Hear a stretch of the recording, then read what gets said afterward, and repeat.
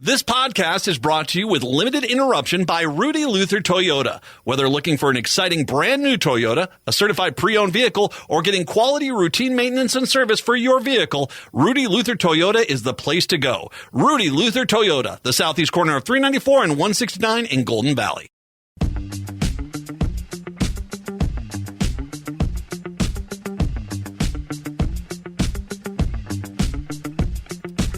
Broadcasting live on AM 950, the Progressive Voice of Minnesota, in the evenings on WCPT 820 Chicago's Progressive Talk, in the nighttime hours in 1150 AM, KKNW in Seattle. It's the Matt McNeil Show. Good to be with you today on your Monday. Matt Patrick here, 952-946-6205, 952-946-6205.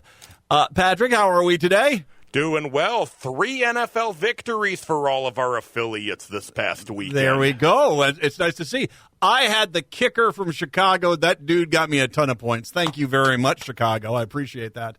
And I'll just say this right now. The New York Giants might be the worst team I've seen in a long time. Well, you only think that because you didn't get to see the Carolina Panthers yesterday. Were they pretty bad? They lost 47-10. It was 30-0 at halftime. Well, there you go. It's going to be a tough year. Super Bowl fever's already been a very curable disease in Carolina, New York. Matt, good to have you with us today. 952-946-6205, 952-946-6205 is the phone number. A lot to get to, including up in the 4 o'clock hour, Brent Van Rensburg. He's going to join us, the founder of Zip Zap Circus. They're going to be at Children's Museum with their show Moya coming up here starting the end of this week. And so we're going to talk with him about founding the Circus. They're out of South Africa. Fascinating story, actually. Sounds really cool. So we'll talk to them coming up here in the next hour. We're guest-free this hour, so bon appetit. We got to start with the debate. Because this weekend, okay, so I still think there's a 40% chance Donald Trump might bail on this debate tomorrow. I still think that they will. That there's a 40% chance he will, because he just is. I think he knows he can't trust his own self against Kamala Harris, and if Kamala Harris beats him badly, that it's going to really, basically be the end of his campaign. And I'm going to get to why it should be. And why no one right now should even be debating voting for Trump here in a second. But in 2016 and in 2020, there was a tactic that the Trump team put out there both times, which was by design. Oh, Donald Trump, he's a drooling moron. This is his own team, by the way. Once again, this is not me. That's my alarm clock in the morning. No, this is his own team. Donald Trump, he's an idiot. I mean, a complete moron. My God, he tries to lick electrical sockets. Shark, battery, boat. What the heck? He's a complete fool, and he's a large child in the corner eating a tub of paste. Of course he's not going to do well at the debate. I mean, they really lay it on thick, like the paste that Trump eats every day. They lay it on thick. I mean, thick. About how it's amazing he hasn't died 90 times today because he's such a moron. Steps are beyond his capabilities, sort of thing. They do this for a very specific reason, is they try to set the bar so low that they can point and say, see, he didn't wet his pants. Isn't he the most presidential guy you've ever seen? Seriously, this is what they do. They've done it. The media went along with it in 2016 and basically, yeah, he didn't wet himself. Isn't that presidential? And, I was pretty stunned by that one myself. 2020, they realized, well, we probably shouldn't say it so bluntly. But Biden also did a pretty good job back in 2020, kind of putting him in his place. And here comes a prosecutor, a person with courtroom experience. And as you know, Trump doesn't do too well in courtrooms. So they have to set the bar so low so that anything he does is considered to be a massive success. It's amazed he didn't get his head stuck in a pickle jar. It's that sort of standard, that low bar that they have to create. So that's what they've been putting out. So, I mean, if anything, that points to me that this debate's going to happen because they're already setting, he's so out of his league right now. He's a TV guy. And he figured out a way to debate without debating by just overwhelming the system with so many lies, so many insults, so many crazy statements that it becomes impossible to wrangle him. It becomes impossible to hold him accountable. I'll give you a great example. When I started on this radio station, I did radio for many years and many different radio stations. I did post-game Minnesota Twins coverage on one station. I was on a country station. I did talk. I was at the Iowa State flagship station down there in Ames for a while. I did top 40, alternative. I've done a lot of different formats. This was my first foray into progressive talk back in March of 2010. I know, man. I used to be a young, supple pup. What happened to me? Oh, I don't know. Well, Donald Trump. I mean, all right. I mean, mission accomplished. Anyway, so I've been doing this for a while. The first day I was on this station, it was the old 6 p.m. show I did. We had a guy named Joe Sixpack that would call on in. And, and this was kind of the predecessor of what you see with Trump. I mean, Trump kind of looked at this and said, I can outdo that in a heartbeat. What Joe Sixpack did was he'd call up and say, well, thank you for taking my call. First of all, Jimmy Carter's a lizard person. Joe Biden is basically beating up Girl Scouts behind the White House. Hillary Clinton is eating your brains. Barack Obama, well, he was behind the Hindenburg. And of course, we have to go after FDR, clearly the worst lizard person that ever lived. But those things aside, I really want to talk about educational spending. And what he would do is he'd say these things, and I listened to the show that was on before mine, and this guy would do this. He'd say these things, and then he'd go to whatever other thing he wanted to say, and so those statements went unchallenged. He was able to put out 6 drivel points that made no sense. And, and then by going into a legitimate question, it just, they let that go. I remember the first time he called into me on the first day, I said, stop, wait, Jimmy Carter's a lizard person? It's true. It's been factually proven. Well, no. It's not. He's not a lizard person. Until you apologize to President Carter, we're done with this conversation. And I hung up on him. He apparently called back. I remember he called back 6 times, incensed I would actually hold him accountable for his statements. That's kind of what you should do with Trump, frankly. But I mean, I understand you want ratings and you want this. But for the decency of America, the first lie you say is, well, Mr. Trump, until you correct the record on the whole transgender surgeries in elementary school nurses' offices, we're not going to let you continue. I wish someone would hold him to that standard, but they won't. But I held him to that standard. Trump saw this, and he saw all this out there, and he said, well, if I just lie 100 times an hour, there's just no way in the world. No one's going to be able to fact check me because no one is going to pay for a 1-hour fact check. So everything out of his mouth is a lie. There have been sentences from Donald Trump where in one sentence he has told 4 or 5 lies. This is just who he is. This is how he basically evens the playing field by throwing so much out there, so much information, and basically saying, what are you going to say about that? Lobster, shark, battery, boat. I'm not sure there's a lobster in there somewhere. Is he more afraid of lobsters than sharks? I don't know. Lobster, not the lobster creature. No, not that. Anyway. So he knows what he's doing. He's got a debate style. I think it's funny that they brought Tulsi Gabbard in because to basically be the stand-in for Kamala Harris in the debates. Because Tulsi Gabbard is about 1/100th of the speaker and presenter that Kamala Harris is. So good luck with that. And so, yeah, it's, I think the way that Harris and Walz have dealt with him has been spectacular. And I think Biden back in 2020 did a good job because just ignore all that and then just start hammering on specific points. Oh, by the way, I love Schechter's idea. Cliff Schechter was on last week on Thursday. Love the idea. Just start off with, you guys are weird, because that will throw him off mightily. But just go out there and say, no, there's not transgender surgeries happening in elementary schools. That's just a lie. You've now told 5 times. That's not the case. That's not what's going on.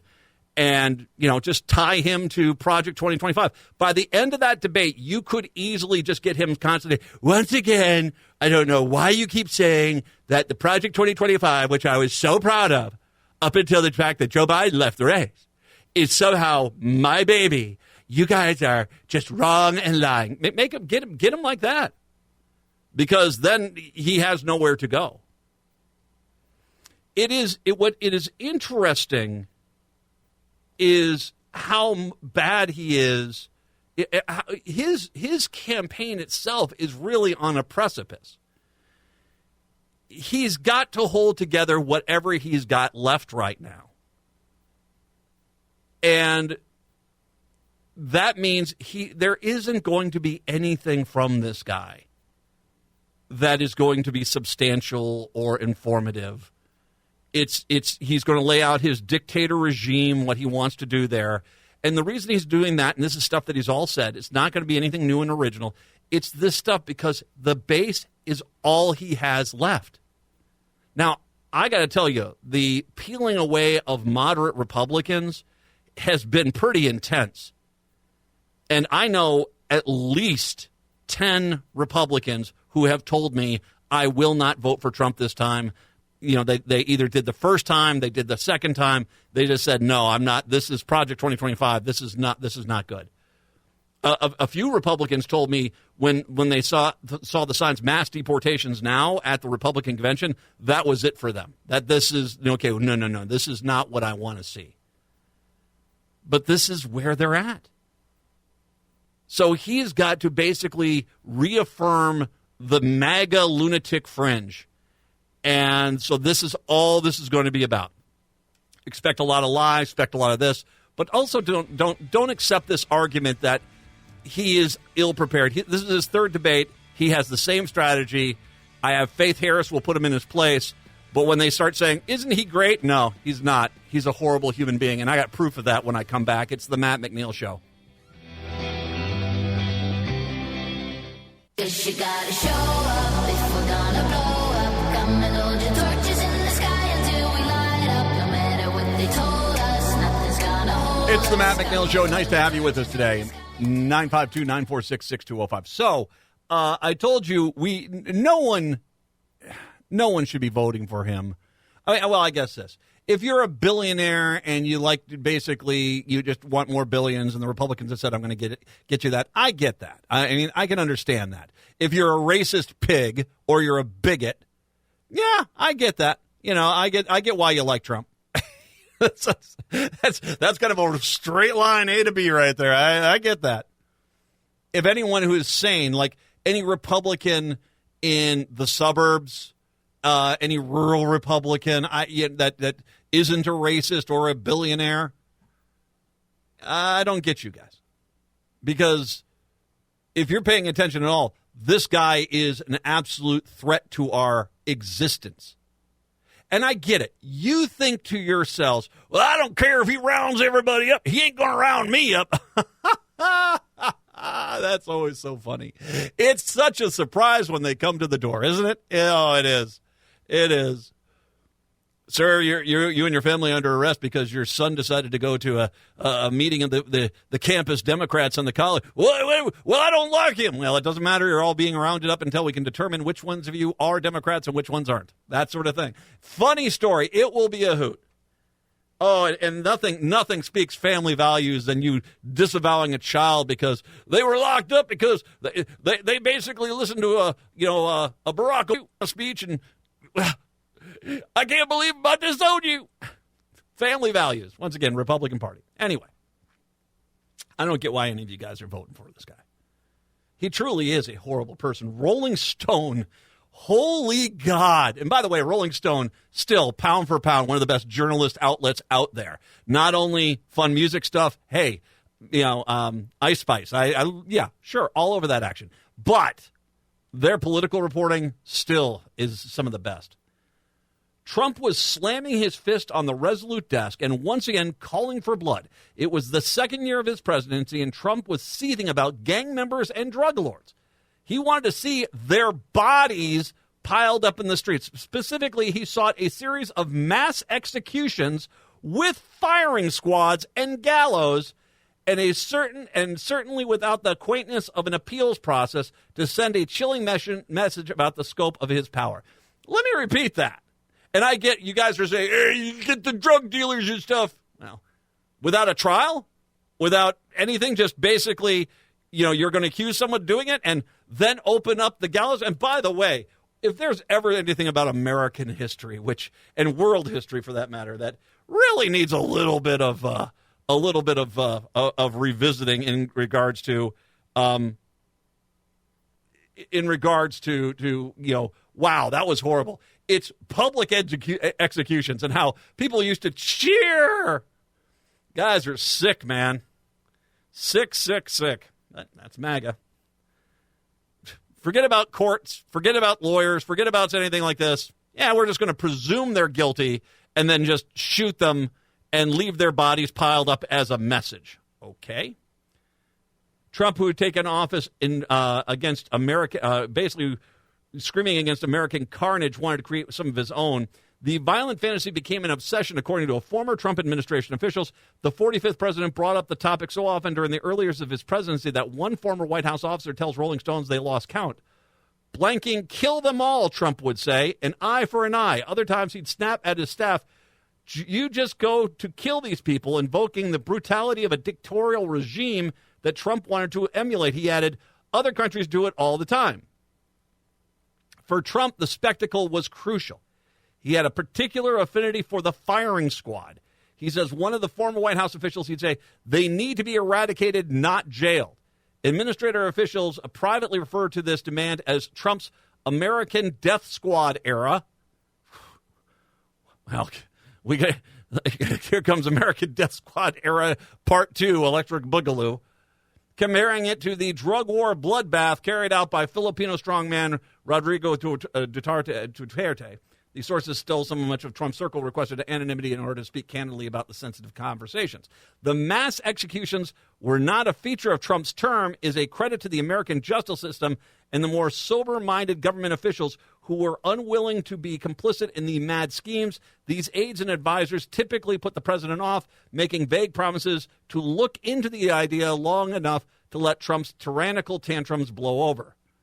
The safeguards that kept Trump in check during his first term, though, have collapsed, starting with the MAGA fixation on the Republican Party. We know from the first administration that Trump was an amateur and lots of people stopped his most radical actions, said Jason Stanley, a Yale professor and author of How Fascism Works. He underscores that Trump's darkest ambitions were present from the beginning, from the Muslim ban to coup attempt on January 6th. The only thing that stopped him from being a full-on dictator was other people. We now know that that's not going to happen anymore. I got more on this. This article is terrifying because, once again, this isn't what he plans to do. This isn't dictator day one day dictator. This is him during his first term talking about death squads and having them just randomly shoot people they think are guilty of selling drugs. They think are. Don't know for sure. And I know the Republican mindset would be, well, one or two dead people, broken eggs, omelets, that sort of thing. The reality is that that's not supposed to be America. We don't just shoot 100 people and are okay if 40 to 45 of them really were innocent of the crime that they've been accused of before we put a bullet in their head or hung them in the gallows. We're not supposed to be that country. We're not supposed to be that. Let alone the idea of public execution for the most vile and broken of us in society to go on out and get your jollies while you watch somebody squirming to death as they are hung. What's wrong with you people, man? And trust me right now, if they could, MAGA would love to go to a public execution. Can you imagine the demand to get into an arena if Trump said, this rally, I'm going to execute somebody before I speak? The MAGA crowd would be lined up, all the Christians. Jesus wants him to hang. Oh, God. Fascism isn't a threat. Fascism has already danced with this country. And if not for, and I'll say it again, okay, the integrity of Mike Pence, we might not be here right now.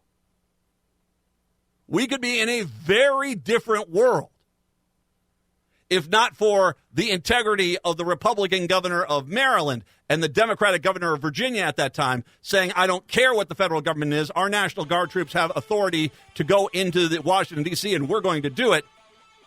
We might be in a very different place right now. More on this Rolling Stone article when I come back. It's the Matt McNeil Show here on your Monday.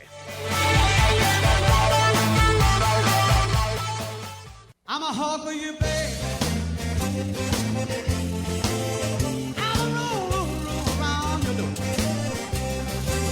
Broadcasting in the evenings on WCPT 820 Chicago's Progressive Talk in the late night hours, 11:50 a.m. KKNW in Seattle, and, of course, live in the afternoon on AM 950, the Progressive Voice of Minnesota. It's the Matt McNeil Show, 952-946-6205. Back to the Rolling Stone article, because, once again, what this story does tell you is that we already had a dictator president in Trump the first time around, and if not for people basically being very decent human beings that put country over Trump, it would have gone wrong. And Trump has learned his lesson to no longer have anyone that could stop him anywhere near him. So that's what this election is about. We already had the dictator president. We just had some people that had a little bit of spine and love for country over party in place the last time. That will not be the case if Trump wins again. Trump has been public about his plans on vowing to be a dictator, though just for one day. He claims he could supercharge fossil fuel production and seal off the border. How any of this would work is likely beyond Trump's understanding, but he is certainly going to pull every lever of power within his grasp, and the targets of his authoritarian ambition are not single-day or even single-year projects. Trump seeks autocratic power to implement his draconian immigration policies, including starting the largest-ever deportation operation in U.S. history and reinstating the Muslim travel ban. He's called for ending the constitutional right of birthright citizenship with an executive order, a notion that's backed by Vance. And so, by the way, and once again, I understand people are upset about what's going on in Gaza. Understand that. You do understand that he's going to round up all the Muslims and ship them out of the country, right? Right? So as you're out there basically upset about what's going on in Gaza, just understand, you basically work against Harris, and you're within certain demographic groups, whether they're religious or whether racial groups, that you're going to be thrown out of this country. That's just going to happen because that's his plan. Once again, they're so brazen about it, they had signs at the RNC saying mass deportations now. Trump's effort to regain power is driven substantially by his desire to stay out of prison. part of a long-term pattern of putting his own interests ahead of the nation's. He's a felon convicted on 34 counts stemming from the cover-up of a hush money payment to a porn star at the height of the 2016 election. He also faces federal charges for election interference, as well as Georgia indictment for his demand that GOP officials find 11,780 votes to reverse the loss in that swing state. Regaining the White House would put naked abuse of power at Trump's fingertips. Trump has long been open about his desire to meddle in his criminal cases, having called Congress to defund the Justice Department until it dropped charges against him. No one in MAGA world denies that Trump would begin a second term by ordering federal charges against him and his cronies dismissed. In a more normal time, such brazen, corrupted act might define a political era. But thanks to the Supreme Court, it was just something he wanted to get rid of. I mean, you got to win this election. Harris has got to win this election. Because if it does, these guys, especially those 6 clown cars on the Supreme Court, Gorsuch and Barrett and Roberts and Beer and RV and Five Star, they're all, I don't know if those are the original names, but I mean RV for sure. Those guys will go back and look at the writings of the Supreme Court justices that did Dred Scott, which then basically you can draw a pretty straight line from the Dred Scott decision to the Civil War. And after the Civil War, how they desperately tried to reinvent their ruling, that it wasn't about basically, we weren't pro-slavery. This was about a verbiage issue and states' rights sort of thing. They all spent none of them are remembered fondly. None of them are remembered fondly. That's going to be those 6. They are going to spend the rest of their life. If Harris wins, they will spend the rest of their life basically trying to explain to everyone else how they basically sacrificed the Supreme Court of the United States for Donald Trump. Because that's all it is. I mean, it is basically Trump uber alles at the Supreme Court.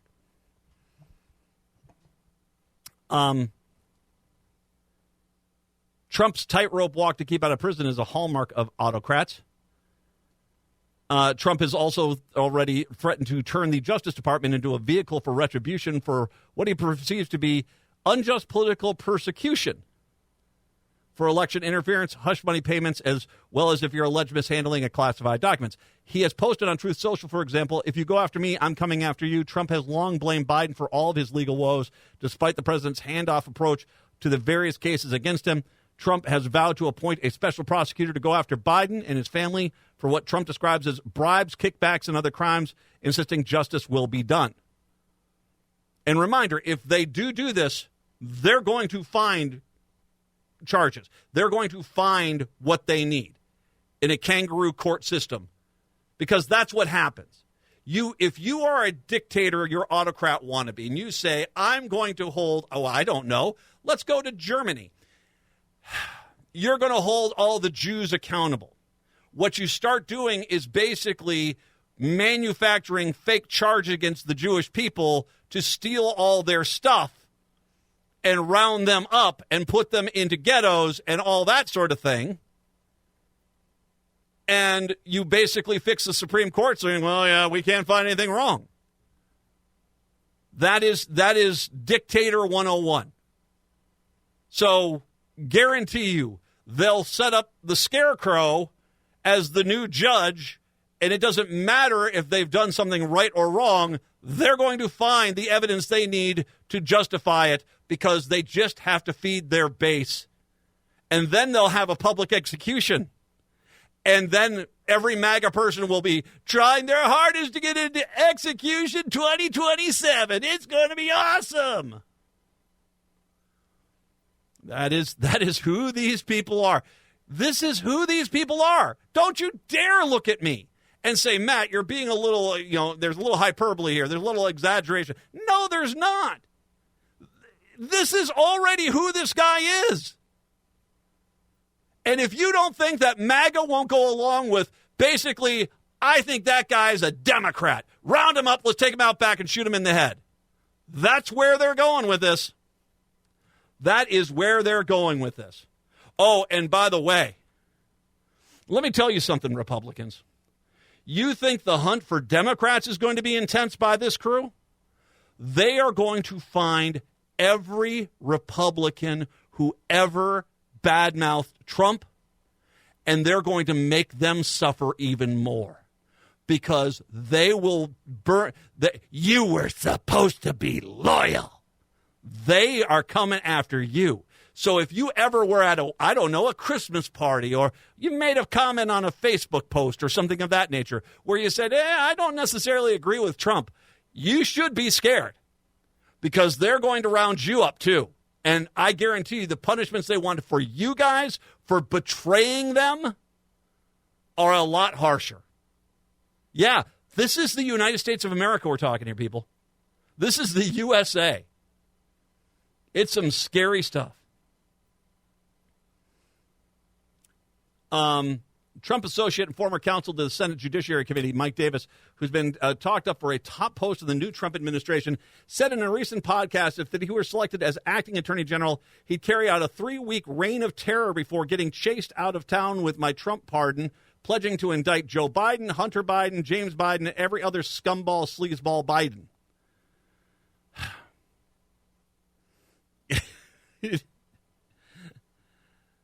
As they try to soften the measure. By the way, once again, this isn't not some guy on the outside. Here is the former counsel to the Senate Judiciary Committee. He was already in Washington, and he's talking about how gleefully he wants to round up all the Bidens, knowing he's going to do so under false pretenses and get them arrested, thrown into jail, and then run out of town with a pardon to prevent him from ever being held accountable. We've already had fascism in D.C. It just is we were able to get it out of the way, but they're looking for a second chance at this. As they try to soften the messaging, Trump's enemy list continues to grow, including prosecutors who have brought criminal and civil charges against him. Indeed, lawyers close to the Trump and his inner circle have spent more than a year researching obscure elements of the criminal code, seeking novel ways to criminally charge such officials in retaliation. Like I said, the scarecrow in, the Dark Knight Rises. There's no nemesis too small. The tally even includes late-night comics who have made him mad. As president, Trump briefly attempted to he attempted this already, to get justice officials to twist campaign finance laws and the federal equal time rule to declare that anti-Trump material broadcast by Saturday Night Live, Jimmy Kimmel, Stephen Colbert, and others was somehow illegal. During his 2024 campaign, according to a source with direct knowledge, Trump had raised his topic again, vetting about the need to punish late-night comedians for giving illegal campaign contributions to the Democratic Party in the form of jokes and on-air satire.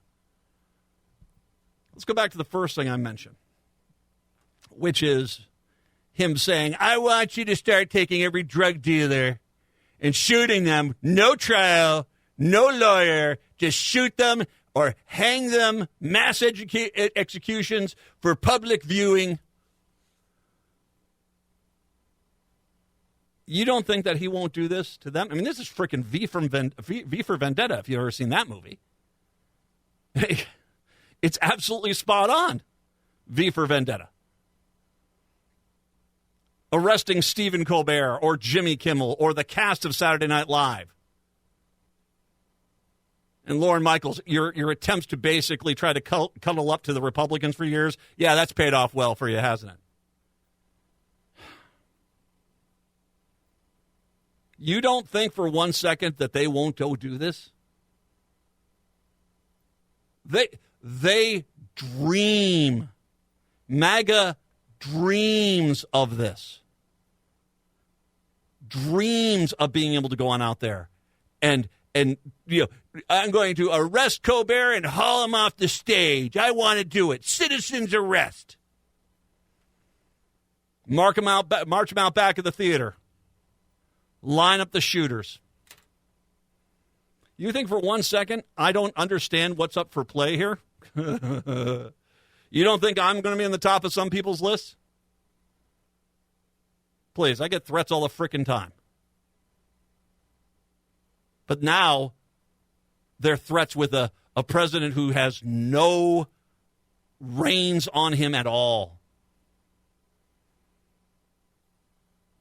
and a ton of MAGA that want to be like the, Proud Boys. They're, what are those guys from the Mad Max Fury Road? The guys with the white skin, and they witness me and they spray the chrome on their teeth. They're all desperate to be those guys, man. They are. They're all desperate to be those guys. Witness me. Yeah. And they'll probably ask anyone who's listening to me right now, did you ever listen to Matt McNeil? How often did you listen? Oh, if you were a regular listener, you need to come with us. That's, once again, this is not something that might happen. As president, he attempted to get the justice officials to do this. He's already tried to do this. He already tried to do this. I can't even imagine what it would have been like to walk into a thing. How about, can we arrest Stephen Colbert? What? Whoa, what? You want to arrest the number one late night host on broadcast television? All right. Okay, yeah, that's not going to happen. He wasn't nice to me. That's already happened. His demand for mass executions, that's already happened. There are people who've already worked for the government who can't wait to turn on its citizens. This is terrifying stuff. And when it's laid out like this, where you already see how much of his authoritarian agenda he actually tried, and let's not skip past January 6th now, shall we? Where he tried to overthrow a legitimate election, he lost because he just didn't want to be out of power. He will never leave office again if he gets in there. That is just who he is. There's even more on this. I mean, I got to tell you, I'll post the story later from Rolling Stone. It is a hard read, but it tells you, for God's sakes, we need to win this upcoming election in November. It's the Matt McNeil Show. As the wind.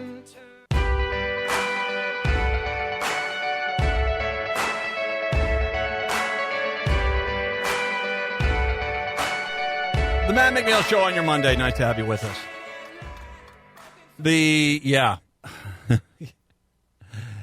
That's what's up this week. This election. It's just the end of our country as we know it. We'll be far more like North Korea than we will here. And by the way, I want to make sure you understand something. The mentality that MAGA has is that it won't hurt me. I'll get all their stuff. I'm so angry that they got stuff that I don't have. I'm going to have 17 cyber trucks in my driveway, and I'm going to be the coolest guy ever. No, first of all, I'm going to let you know, if Trump gets in here, I've actually read a few financial predictions that the economy in this country will absolutely and utterly collapse. Because the Trump system is just, it's not about anything that makes any sense. It is really, truly going to be horrible. But that aside, once again, funny story. People that have a tendency of putting evil dictators in power are always the most surprised when the knock comes on their door. I know. The mass deportation campaign envisioned by Trump would be a turbocharged combination of the Japanese internment and the operation of the Eisenhower-era deportation campaign that Trump cites as precedent. The program was brutal, rounding up immigrants and deporting them via plane, boat, and bus and dumping them in remote areas of Mexico. People died of sunstroke and disease in custody. Some of the boat journeys were compared to slave ships. The program was responsible for more than 1 million returns in 1954 alone, 1.3 million deportations overall. It is notorious for mistakenly removing United States citizens to Mexico.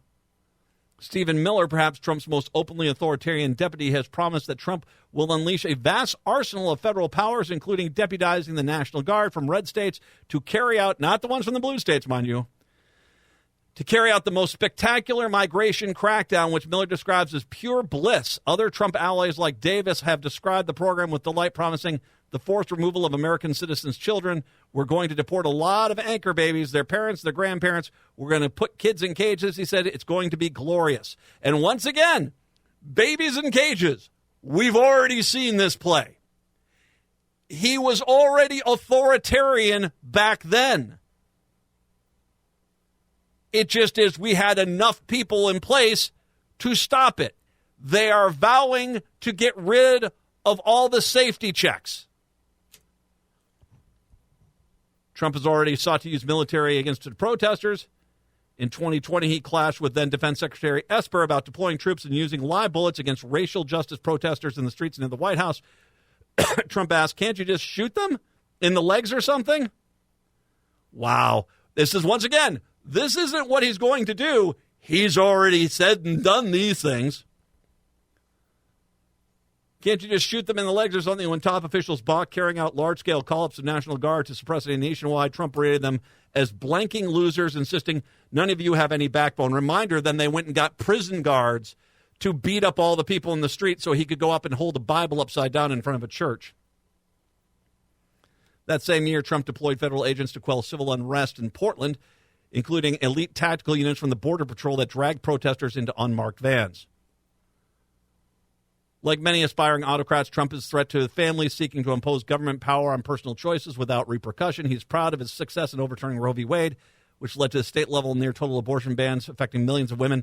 Trump has said he'll personally vote to preserve Florida's 6-week abortion ban and has even endorsed the idea of states choosing to punish women for seeking abortion care. The GOP platform, moreover, includes a declaration of fetal personhood, asserting that fetuses are entitled to 14th Amendment protections. Yeah. Okay, here's one thing. I'll give you one thing that is a bit of a positive right now. There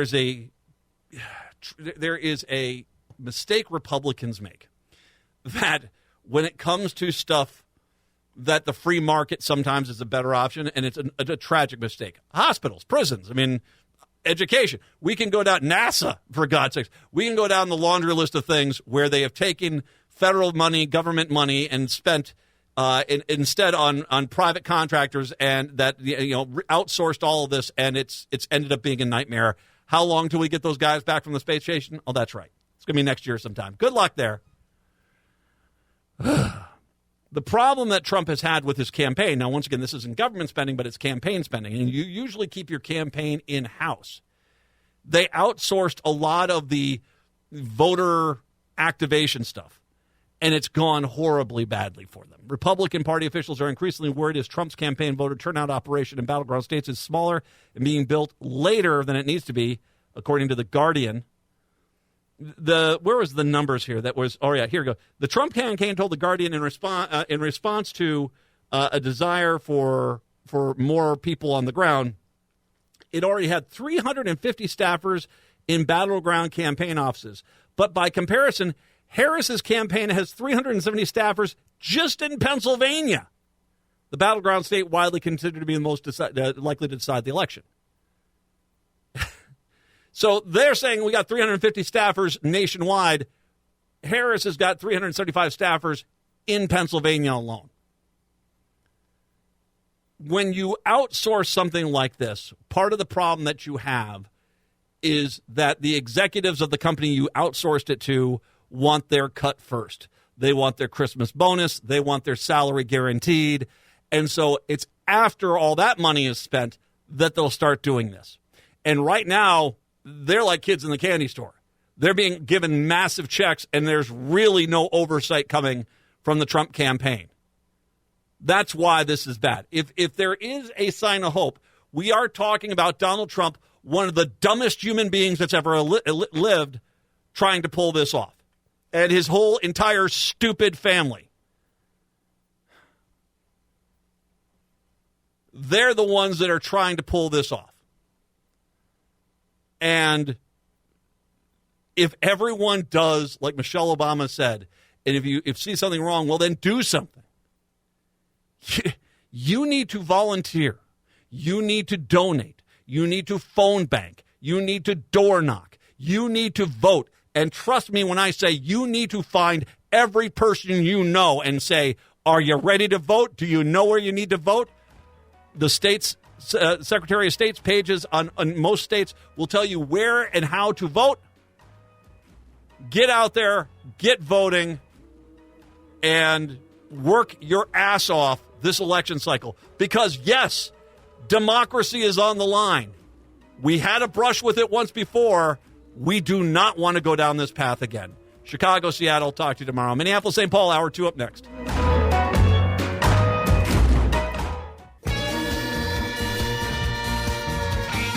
Hour number 2 of the show on your Monday. Good to have you with us. Matt Patrick here. Breaking news, and this one hurts. James Earl Jones has passed away. He passed away in his home in Dutchess County, New York. He was 93 years old. Deadline was the first to report the news, as confirmed by his representative.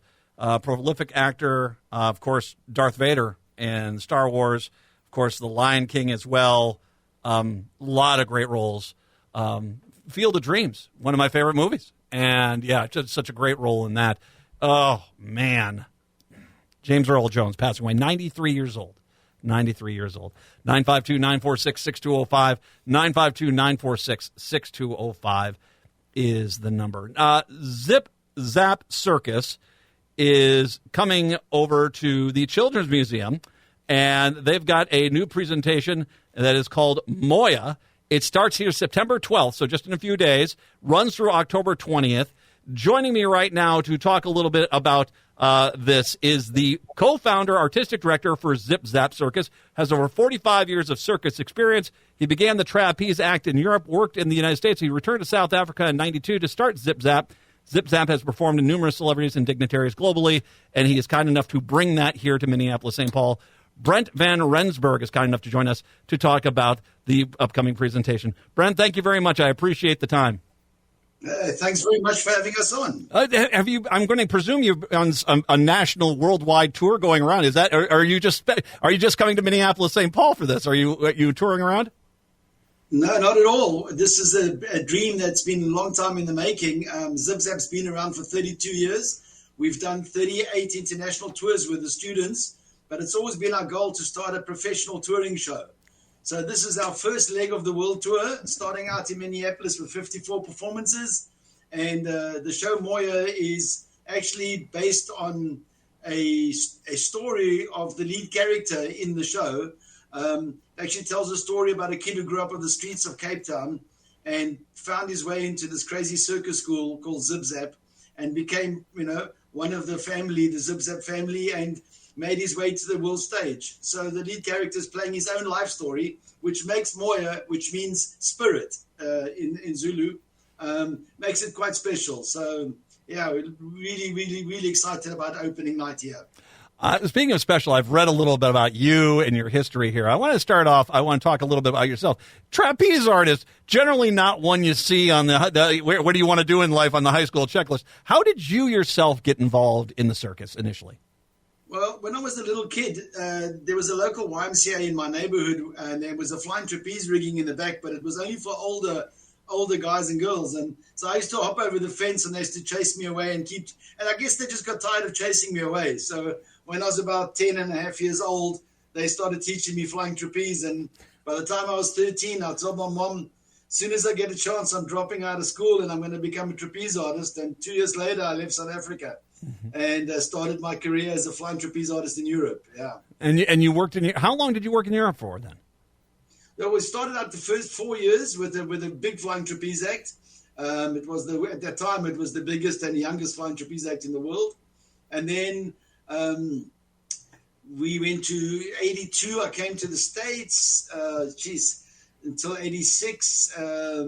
And then worked with Ringling, worked in Disney, worked in SeaWorld, worked with Circus Vargas in California, and then ended up in the Caribbean where I met my wife and the co-founder of Zip Zap Circus, taught her flying trapeze, and we ended up performing in her hometown of Paris with a traditional circus there. We're quite a famous circus.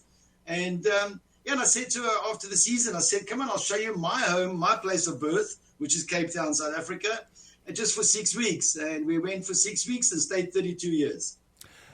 It is, you go back home, and did you have the idea when you went back there to start Zip Zap, or was it one of those things you got down there and you realized, I've learned a lot here, I understand the value, the camaraderie, the family of the circus community, we have an opportunity? it was not planned at all. It was extremely organic, the process. I hadn't been home for a long time to my home country. Nelson Mandela had just been released from prison. People were leaving in the droves. They were getting out of the country because there was all this talk about a civil war and all this stuff going on. And, of course, we all know that Nelson Mandela, transitioned the country peacefully. And 2 years prior to him becoming president, I really kind of thought, I said to my girlfriend at the time, my wife now, why don't we start something and put 2 cents in, and we use Circus as the tool to bridge gaps between the kids from different backgrounds, cultures, colors, haves, have-nots. And we basically started with this idea that was somewhat ideological, but we really thought that if we put 2 cents in, we could help make a difference. And a couple of years later, we ended up actually performing for Nelson Mandela and meeting him afterwards. And after the show, they said, the president wants to see you. And the kids, and we were chatting, and he said, why are you doing this? And we said, because we want to be part of your dream of a rainbow nation, and we want to put our 2 cents in. And, we had a great time chatting with him. And at the end, he said, keep it up, and like since then, it's 32 years later, Zip Zap is going really strong. The mission has never changed. We bridge gaps between kids. There are over 3,000 students attending 9 programs at Zip Zap at the Academy. And the school is free. Nobody's ever paid, whether you're rich or poor. The school is absolutely free. You just got to be willing to work hard, be part of the family. I watched a nice little piece on you from, I think it was 2009, and the kids just were all talking about how much they enjoyed it, and it clearly has been a success, and it became, like I said, a family, a home for a lot of these students here. Was that how it initially? I mean, I understand the intent, and clearly you got to where you wanted to get with this. But when you started this up, how was it received back then in 1992? It was tough. It was really tough. I mean, we didn't have any money. We didn't have a venue. We didn't have anything. We put a trapeze bar in a tree in the local township. We were moving desks in the old school and teaching the kids in the classrooms, and it was just a crazy dream. And so we had kids from the township. We were teaching kids from a sort of a middle-class white neighborhood school, and then we would bring the 2 groups together, and then we started working with children from shelters, street kids from the local shelter, and we brought them into the fold. And like literally in 94, 2 years after we started, we dug up an old circus tent out of a friend of mine's garden, and we put it on a truck, and we drove 400 miles to a festival, and with this group of kids from a street shelter, from the township, and from middle-class families. And everybody was kind of nervous that this was going to go down. But my wife and I took the show. We put the tent up with the kids. We put the seating up, and and it was amazing. And it was documented. It was on local television. A great documentary was made. And, right from the get-go, the bridging the gaps between kids from very different backgrounds who would not normally have a chance to meet under any circumstances, it worked. It really, and we knew that Circus was magic. We knew that this was a great tool because kids can come into the circus from all shapes and sizes. There's a place in the circus for everybody. You don't have to be an awesome acrobat or a trapeze artist. You could be a juggler or a unicyclist or a clown. So it's very accepting, and it's I think that the success of Zip Zap is not just a good show. We're not just a good show. We're way more than that. I think the real success of Zip Zap is how the kids have lived and trained, and how they trust each other, and how they work as a team in all the programs. It's been an amazing journey for my wife and I to see it come together, and we're super proud that we've made it to the world stage with a bunch of kids who come from very little. And when you get through school, obviously you get a lot of kids, I imagine. Cirque du Soleil is out there, and that's brought a lot of kids in and stuff like that. So it seems like it's a growing field where you can get most of these kids, get them on that springboard into a larger career here. Absolutely. Look, in 1992, when we started Zip Zap, so what we do is called social circus as opposed to professional circus. Yeah. There are many schools around the world where you pay lots of money, like Harvard or Yale, and your kids go there and they come out with an act at the end. But in 92, there were 10 social circus schools in the whole world, and we were one of the 10. And today there's, 750 in 70 countries, reaching 1.5 million kids. And Cirque du Soleil actually did a study on social circus schools, because they, in past years, they supported us and the other circus schools around the world.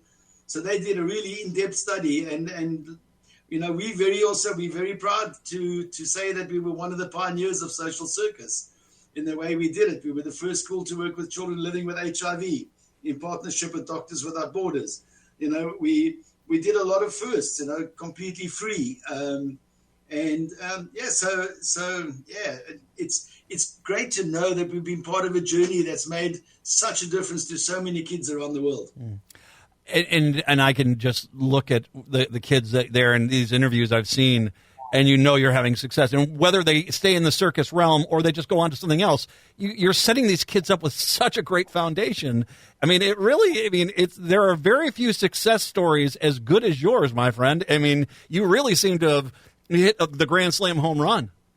Well, we're not done yet. Our goal is to make sure Zip Zap continues long after we move on. But the thing is, it's not there to turn out circus professional performers. It's there to teach life skills. Yeah. And so even if they spend 2 or 3 years in the Zip Zap environment, what they take out is teamwork, discipline, hard work and passion. So they learn these things that will help them no matter what they choose to do in life later. It's just stepping stones to life. And if for those who want to become teachers, most of our teachers at home are kids who grew up there in the system. And our technicians are kids who grew up there. So, and then of course, over the years, our performers have gone on to work at Cirque du Soleil and work in Universal Circus in America and all over Europe. But the idea was that one day we would make our own touring show and not have to let the kids always go to work at other circuses. We wanted a Zip Zap touring show, and here we are. We are in Minneapolis, ready to go. And which brings, once again, my guest is Brent van Rensburg, Zip Zap Artistic Director for Zip Zap Circus. Moya is the show that they're bringing to the Children's Museum here starting later this week. And let's get into this. So let's start, as the Artistic Director, what was the foundation for Moya? Where did this begin? So I think, our board of trustees have we've done thousands of different shows over the years. And they, one of the trustees kept saying, why don't you try to tell the Zip Zap story within the show, especially if you're going onto the world stage? Why don't you tell what Zip Zap does for so many of these kids? And we during COVID, our oldest daughter who lives in Montreal is quite a renowned aerialist. She's been 11 years. She came home and we made a little movie during COVID because we couldn't perform live. Yeah. And we did this movie called Moya that she did. She directed, she filmed it, edited with her partners. And it went on to win 3 awards in America, the actual movie. And it was about a kid from the streets that found his way. And that was the storyline of the movie. And then, after the success of the movie that we made, our daughter said to us, well, why don't you adapt it into the live show and make that your touring show, and then show the world what Zip Zap does. And it just so happened that the lead character in the movie is the lead character in the show here in Minneapolis. And because Moya means spirit, he's sort of unbreakable spirit to make it from the streets to the world stage. And he's playing his own life story, which I think really tells the story for real. It's got to be fun to go worldwide. And I mean, you're already experienced with this. I mean, the circus, that's one of the things that's great about the circus. Universal. You can go anywhere on this planet. Everyone likes the circus. Everyone knows what the circus is. So it's a way to break down different cultures and be able to relate. And so for you're going to get up on the stage there. This crew is going to get up there. And I mean, obviously you're at the Children's Museum, so you're going to have a lot of kids. But I'm going to imagine, this is one of those shows that everyone will want to go see because of this, obviously the spectacle of it, but as well as this great story with it. Well, yeah, I think we bring not just the show to the stage. We also, after every show, it's kind of our sort of, not trademark, but it's what we do. our performers go into the foyer after every show and meet the kids and chat to them, and so they can really have direct contact with the team they've just seen on the stage, and they just a great bunch of guys. There's only one female in the show at the moment, but I think the audience in Minneapolis are really going to dig this show a lot because it's real. It's also a story that people can understand worldwide. It's not just, and even though it's got a South African flavor and South African music, an original musical score, it's a global story. In a way, everybody can relate to it. Even young kids can relate to it because it is a global story. So, yeah, we're super excited, and it's the beginning of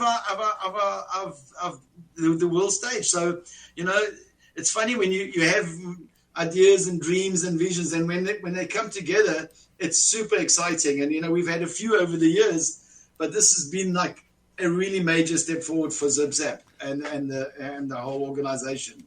I'm glad you're here. I really am. I mean, I think the city should be pretty flattered that you guys decided to start this sucker here, and so it's great. I hope you guys, it's going to get a little cool in October. Not bad. It's going to get a little cool. I know Cape Town is kind of, depending where you're at down there, a little more moderate. I've had some friends from down there.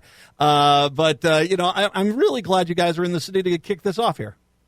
Thank you. I would love it if you come and see the show, man. I will. Really would like you to come. I will. I guarantee you I will come, and I'll find you. Because this does sound fantastic. Once again, it opens on the 12th at the Children's Museum, right?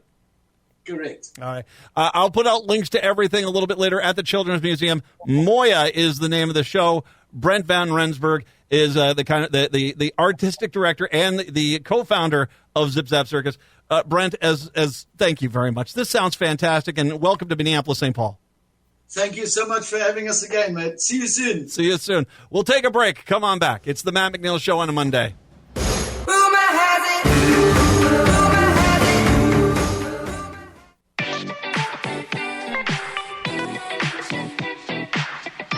Fantastic talking to Brent van Rensburg over at Zip Zap Circus. The Children's Theater. I said the Children's Theater is where that's going to be at starting here on the 12th. Children's Theater. It's childrenstheater.org. Childrenstheater.org is where you'll find that. I'll put out the links to everything a little bit later on. Go see us because this Zip Zap Circus Moya sounds fantastic. At the Children's Theater, make sure you go check that. All right? All right. Thank you. 952-946-6205. 952-946-6205. James Earl Jones passing away. Oh, yeah. I forget he was in Dr. Strangelove. I forget that. He was all the way back there. He was in Dr. Strangelove. He was in, gosh, what was the Star Wars. He showed up in gosh, I'm looking through all the stuff that he did here. Holy gosh. Of course, Roots was there. The Darth Vader is wouldn't. I mean, there's always been this whole thing about the voice of the guy that they initially cast, and it just wasn't working, so they brought him in, and it was iconic, iconic. Coming to America, Field of Dreams, Lion King, Field of Dreams. I'm just running through the Hunt for Red October. How good was he in there? Just they're just fantastic art, actor in those movies. Patriot Games showed up in all those films. The Sandlot, that's right, he was in The Sandlot. Forgot about that. Yeah, wonderful actor, and of course will be forever known as one of the greatest, roles of all time as Darth Vader. Just. He brought so much to that character.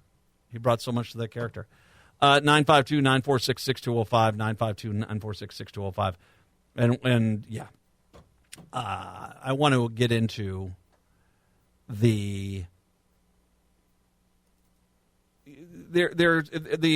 been some more charges that have been filed in the Park Tavern incident, and I wanted to get to them.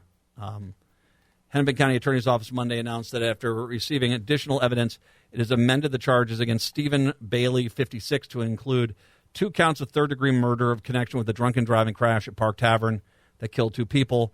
Bailey was initially charged with 2 counts of criminal vehicular homicide, 9 counts of criminal vehicular manslaughter. Court documents state his preliminary blood alcohol content was .325, over 4 times the legal limit. Methodist ICU coordinator Gabe Harvey, Park Tavern employee Christina Folkerts were killed in the crash, that 9 others were injured. The Attorney General defined third-degree murder as someone causing another death by perpetuating an act eminently dangerous to others and inviting a depraved mind without regard for human life. It added that the time of the original charges, it hadn't received surveillance video of the crash. Evidence from the video supports third-degree murder charges, court officials said. Surveillance video from the Park Tavern shows Bailey. Okay, so I had said, when the guy came out, it was on Care 11, I think it was, had said he hit my car and that's when he drove in. I said, I wonder if he knew he was drunk. He hit the other car. He tried to flee the scene, and this is what happened. And that's apparently exactly what happened. Shows Bailey turn right from Louisiana Avenue onto Oakleaf Court and then right turn into the parking lot. According to prosecutors, Bailey's would have had a clear view of the restaurant's patio. The parking lot was nearly full. People were walking in the area. Prosecutors say after entering the parking lot, Bailey passed several parked cars and then stopped shortly after passing an empty parking spot, appeared to try to back into the spot. He ultimately hit another car. He then tried to speed away from the car he hit.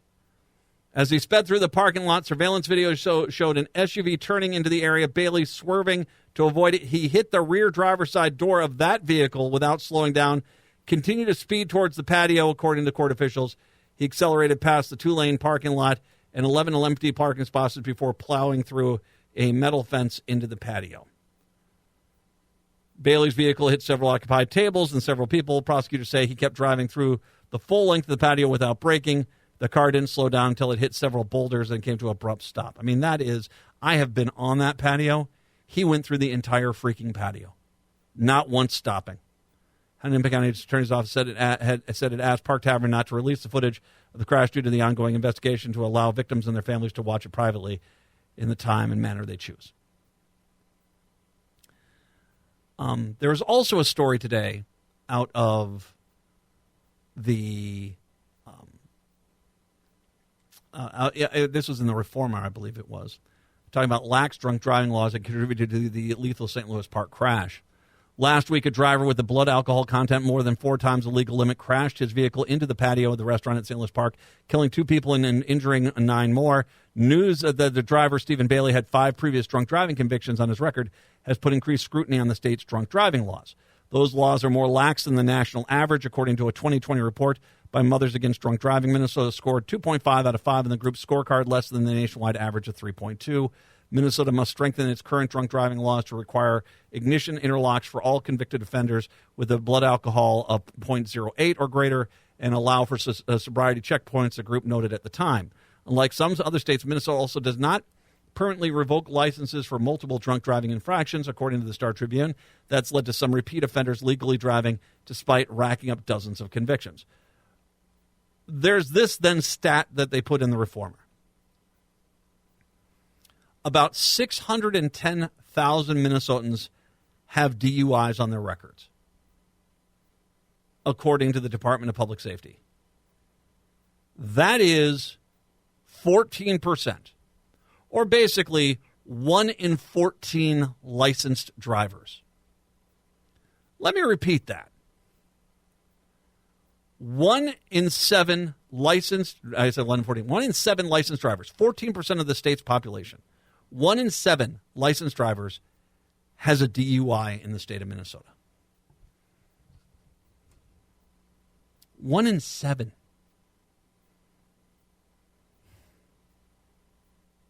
We have if 1 in 7 of us was dying of a new disease, this country would shut down and we would dramatically change the way that we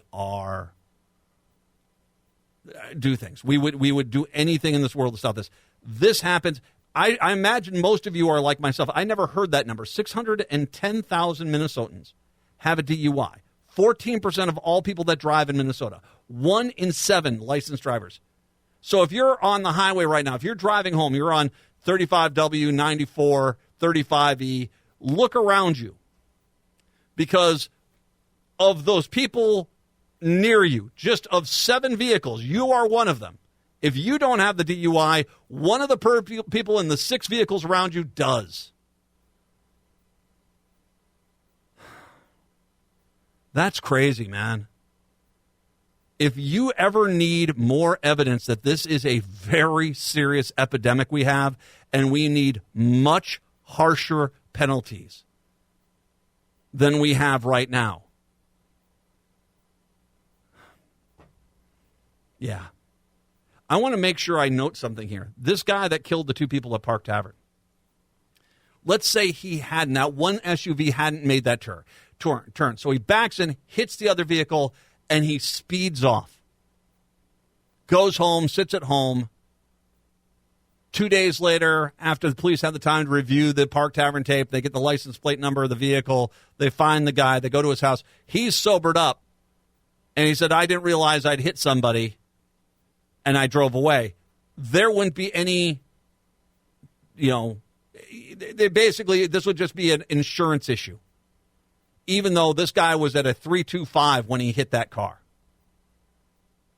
Our system is designed that unless something horrifically tragic happens, we don't really take this stuff seriously as we should. Because if you've got a situation where 1 out of 7 drivers, 1 out of 7 is doing this, we need to immediately stop and reevaluate. And enough of this. We don't want to get too harsh. No, we need to be much harsher on this. Dear Lord. 14% of all licensed drivers, 14% have a DUI. How many of those people have multiples? And once again, that's just not including the people who have an alcohol problem. Because they might be some of those people, but there might be a lot of people who are not driving who have an alcohol problem. You want to drink, you can drink and keep, without drinking and driving, you can do it responsibly, fine. This is not about whether a case is, but we have to start understanding we have an epidemic that we are ignoring in this country right now, and it is the addiction to alcohol, and the way that we treat this, it's only getting worse. Because if you've got 1 in 7 licensed drivers having a DUI and there aren't immediately having sessions at the Capitol about how we address this, wow.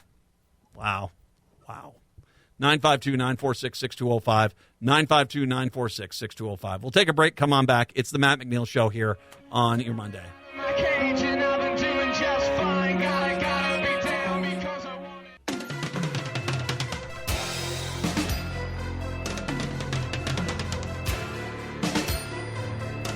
AM 950, the progressive voice of Minnesota, the Matt McNeil Show. Some house cleaning here. Patrick, it sounds like we might have tickets for the debate at the door tomorrow night, too. Is that correct? Yes, we will have tickets available online. Get them online at am950radio.com. We will have them available at the door as well if you are not able to get them online. Now, the debate is over at Crooner's, where the debate watching party is not the actual, that would be a get. That would be a get. The debate watching party is over at Crooner's Lounge and Supper Club, which is on Highway 65, north of 694. We will be up there. 6 o'clock, the doors open. We are live broadcasting from there at 7 o'clock tomorrow night. For an hour, me and the other hosts, so looking forward to that. We also, of course, got the debate at 8 o'clock, food, all that good stuff. We're ready for that. We would love to see you out there. Now, you can get tickets, I believe, online at am950radio.com until 3 o'clock tomorrow. And then, of course, you can get them at the door. We hope to see you there, and we're going to have a good time. And thank you very much for coming out. We're looking forward to it here. Also, once again, I want to remind people, go to the Children's Theater Company, Zip Zap Circus, Moya. It opens September 12th, runs through October 20th. Children's Theater Company, childrenstheater.org. Childrenstheater.org is where you're going to find Zip Zap Circus. The story of Zip Zap Circus is just amazing. I mean, it is amazing. I'm kind of really psyched about them coming into town here. And to come play Children's Theater is a real big treat. So thank you very much for them coming into town. Zip Zap Circus, Moya at Children's Theater, starting on the Monday, Tuesday, Wednesday, Thursday. There you go, Thursday the 12th. There you go. Yeah, I'm good at math. Let me dive into something else here that is, I have told you from the beginning that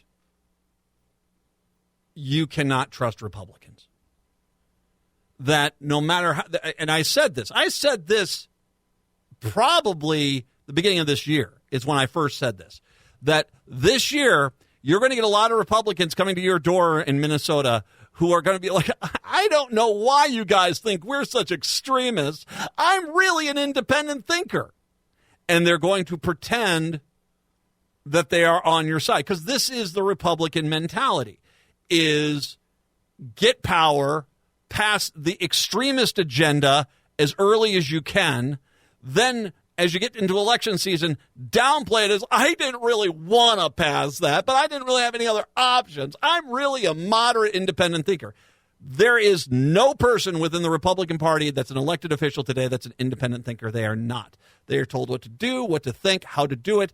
And I'll just go back to, once again, when Scott Jensen was a senator and he had his diabetes medication bill in there, that was his. He was the Republican, and it had enough votes to pass. They ordered him to vote against his own bill to kill it, to prevent people getting affordable insulin in the state of Minnesota. And he did, because that party does not have independent thought.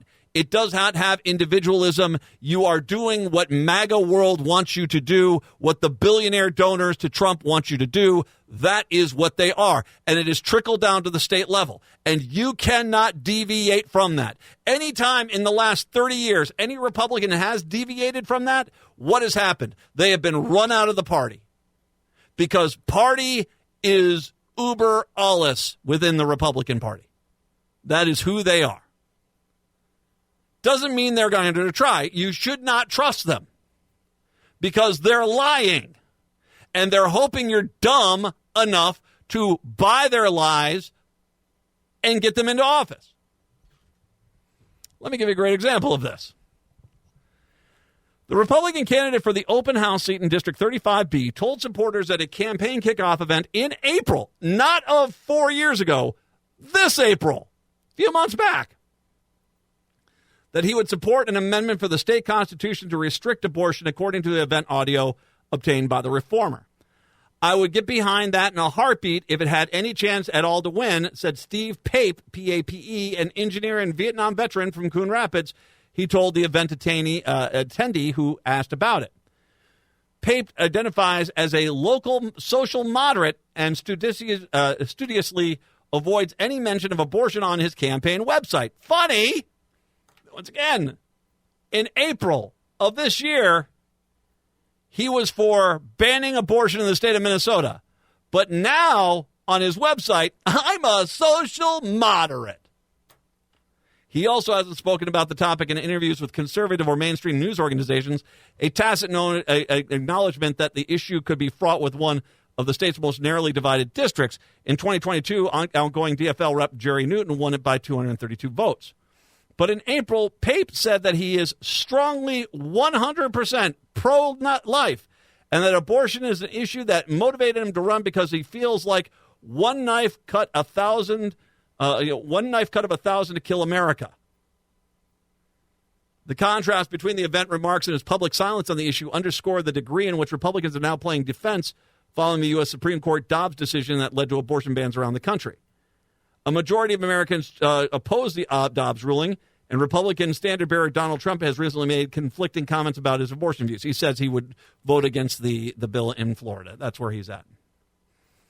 The Minnesota Supreme Court affirmed the right to an abortion in 1995 ruling, which the legislature then codified with strong statutory abortion rights language in 2023.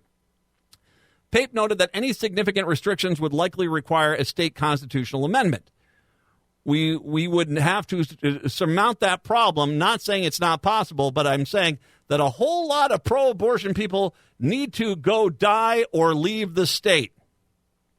Once again, let me repeat the phrase from the so-called moderate Republican.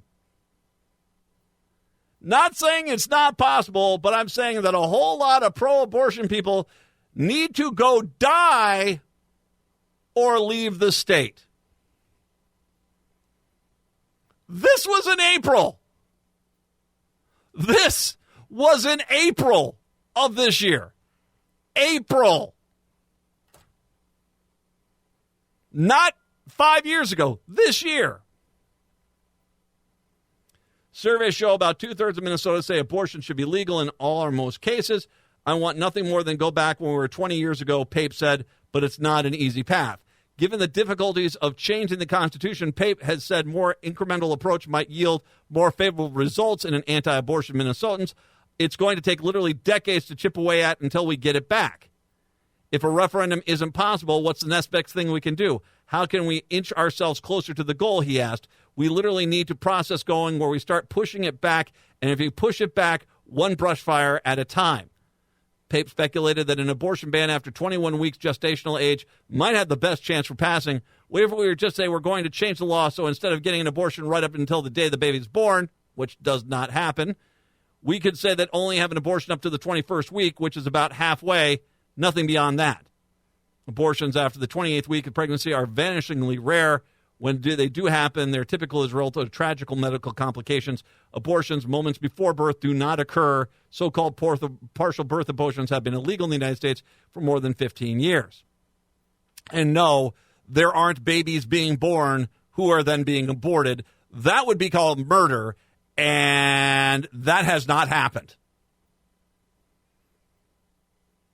In Minnesota, the overwhelming majority of abortions happen in the first trimester, according to the same data. In 2022, the most recent year with complete data, just one abortion occurred in the third trimester in the 32nd week. Reach for comment, Pape claimed that the remarks are misinformation, that they were taken totally out of context.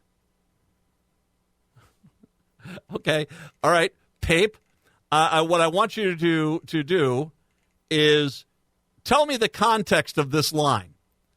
Not saying it's not possible, but I'm saying that a whole lot of pro-abortion people need to go die or leave the state. So, Pape, if you're saying we're taking this out of context, I think that you need to tell us how it's taken totally out of context. He said they do not express his views. He went on to repeat the falsehood that pulling a baby from a mother's womb the day before it's born, and was accused a former reporter of supporting infanticide. So basically, that was his defense, is that I didn't say all the stuff that you clearly heard me say on that tape. You want to kill all babies. This is the Joy Republican Party. I want to make sure this is the Joy Happy Republican Party.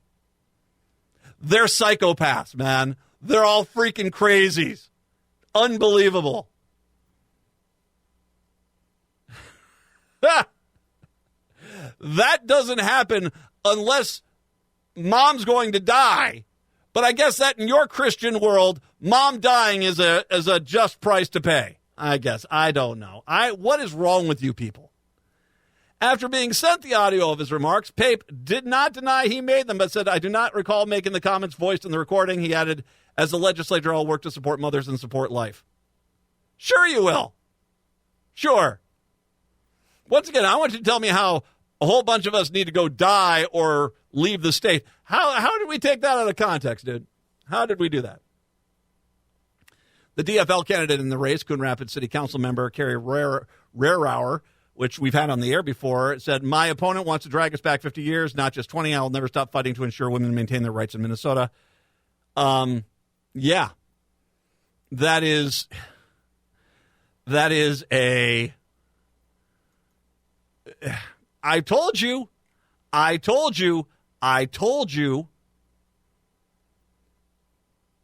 I got this sent to me today. Apparently, Kristen Robbins, the Republican from Minnesota House in 37A, when his wife asked her in the 2022 election, did you vote for Trump? Basically, the answer was, I'm affiliated with the Republican Party. That's it. So they don't want to talk about this. And by the way, and this is something, I'll tell you what, I'll take a break. When we come back, I want to talk about the growing number of stories I am hearing where the Republican is coming to the door in these suburban districts and anything but presenting them anything other than Republican. It really tells you everything you need to know about how bad their brand is and how they have to deceive you to basically win. 952-946-6205, 952-946-6205. Take a break. Come on back. The Matt McNeil Show on a Monday.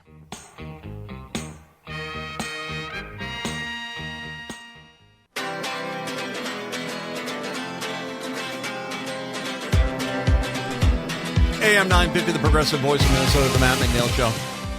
So there is something I noticed. So every morning I've been posting ever since the primaries. I posted that the Minnesota Republican Party Facebook and Twitter page has not posted anything, acknowledged, mentioned anything about Royce White, their top race in the state. I've never seen anything like this. I have never seen anything like this, where the official Twitter and the official Facebook page for the Minnesota GOP just does not have anything about the candidate at all. At all. But it was when I noticed that they put and we talked about this last week, Walter in charge of outreach. Oh, good luck with that. That I noticed, wait a second here, they're not putting any candidates out there. They're not putting any. I mean, you got a Senate race out in the West Metro, which could give them control of the Senate. You have the entire House up for grabs. You think that the Twitter and the Facebook pages would be frantically promoting candidates that have a chance to win? Nothing. There is clearly a hiding going on. Now, I don't know if this is coming from the Minnesota GOP, if they're looking at these Republican candidates and saying, here's the deal, just run as an independent, especially with Walz on the ticket. It's not going to help you in toss-up districts to be a Republican. So you have our authority to say anything you like. We're not going to put you out there and get you into a troubled position because we are by